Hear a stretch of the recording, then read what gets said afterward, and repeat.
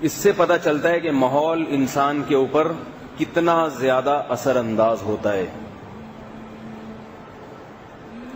اپنی فیملی کو، بیوی بچوں کو رکھنے کے لیے آپ نے کس لوکیشن کا انتخاب کیا ہے، کس جگہ کا انتخاب کیا ہے، اس کی بہت ویلیو ہے.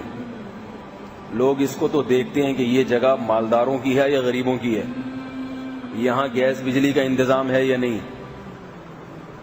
یہاں کنوینس قریب میں مل جائے گی کہ نہیں ملے گی، بچوں کے لیے اسکول قریب میں موجود ہے کہ نہیں. ان چیزوں کو تو دیکھتے ہیں.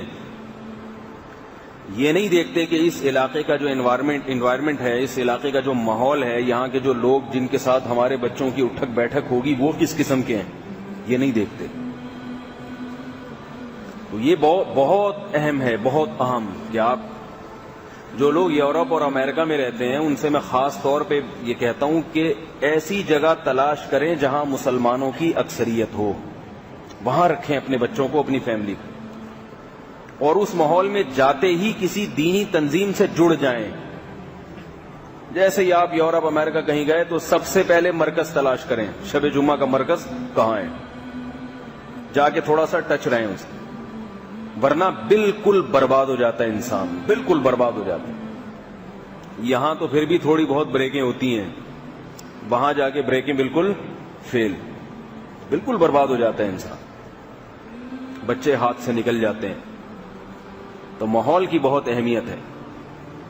جن لوگوں کو قریب کا ماحول اچھا نہیں ملا، اپنے گھر والوں کی ہدایت کے لیے، ان کو صحیح بنانے کے لیے، اور وہ علاقہ تبدیل بھی نہیں کر سکتے، اتنے وسائل نہیں ہیں ان کے پاس، تو وہ کیا کریں؟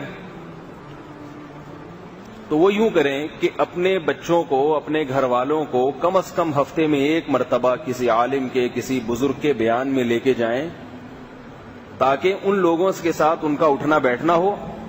وہاں جو لوگ بیان سننے آئیں گے پھر ان سے گپ شپ ہو جائے گی نا، ان سے دوستی ہو جائے گی. تو انگلش کا مشہور مقولہ ہے نا، some thing is better than nothing. آپ بالکل نیک لوگوں میں نہیں رہ سکتے تو تھوڑا سا بھائی ان لوگوں کے ساتھ اٹھنا بیٹھنا، تھوڑی ان سے گپ شپ دوستی یاری ہوگی تو اس کے بھی انشاءاللہ اثرات پڑیں گے.